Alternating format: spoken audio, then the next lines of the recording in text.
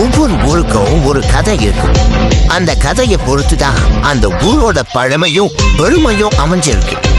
இப்ப நம்ம ஊர் கதைக்கு வருவோம். தமிழ்நாட்டோட மைய பகுதியான மலைக்கோட்டை நகரம் தான் நம்ம திருச்சி. 3400 மில்லியன் வருட பழமை கொண்ட திருச்சி மலைக்கோட்டை.